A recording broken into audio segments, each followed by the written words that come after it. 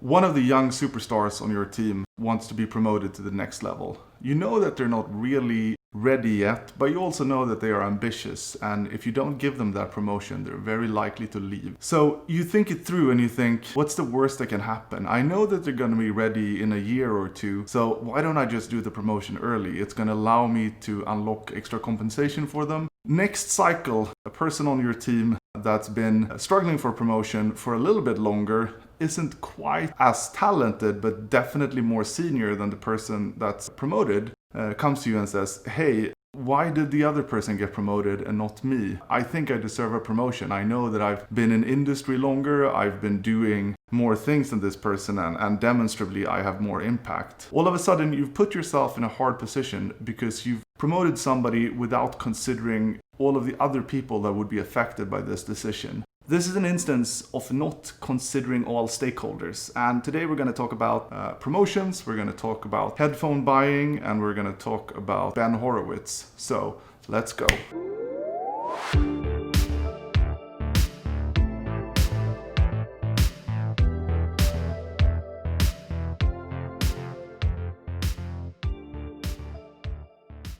The case of the talented engineer that wanted to be promoted even though they weren't really ready yet is a pretty common case of something that I think many managers run into. They have somebody that wants something and you want to be a good and supportive manager, so you think to yourself, what's the worst that can happen if you give it to them? Because on the one hand, you have the negative worst case of not giving in to the suggestion, which in this case might have been the engineer leaving. On the other case, it's really hard to quantify in the moment what the downside of doing a certain decision is. The reason it's hard to quantify the other aspect of it, I think, easily is explainable by a couple of other examples. There's the case of the noisy work environment. One of your team members comes to you and they say, hey, I want to buy noise-canceling headphones. And you think to yourself, that makes sense to me. They're working in a noisy environment, potentially.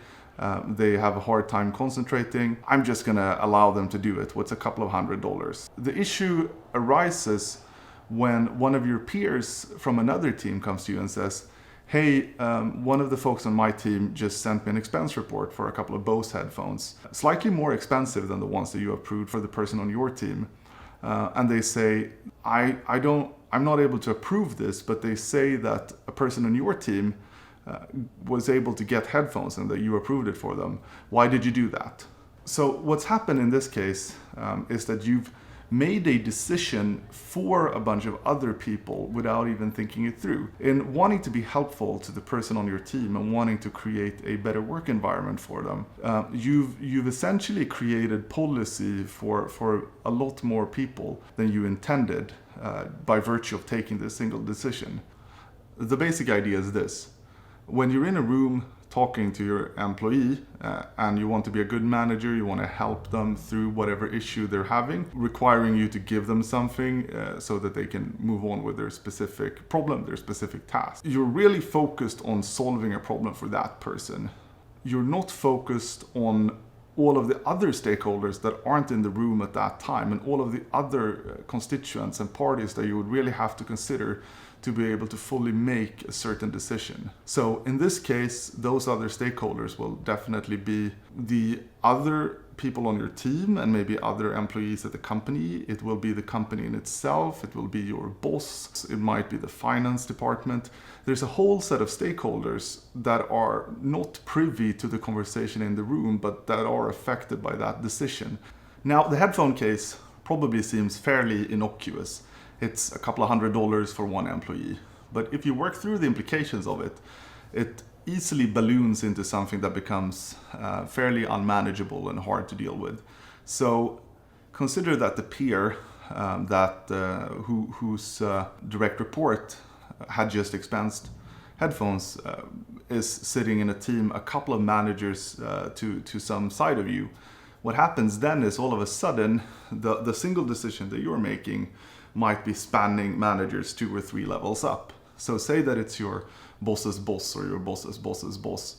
All of a sudden, this single decision can affect hundreds of people. And say if you have 300 individual contributors who all would want really nice noise-canceling headphones, and you're talking close to $100,000, which might become a big budgetary issue for your company. That might be a full other employee that you've signed yourself up for by approving this headphone order.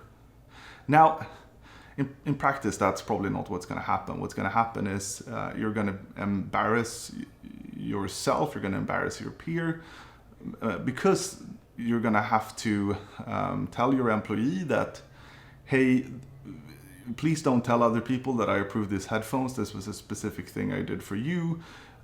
Your peer is going to have to tell their team member, like, hey, we can't approve these headphones. This was a mistake that happened in the other situation. None of these things were part of the decision that you originally took when you said, hey, of course you can approve those noise canceling headphones. Like, even in the best case, when it turns out that the company now is going to give all of their employees a nice pair of Bose headphones, this wasn't the decision that you were looking to take. So what does the headphones have to do with the case of the employee promotion, though?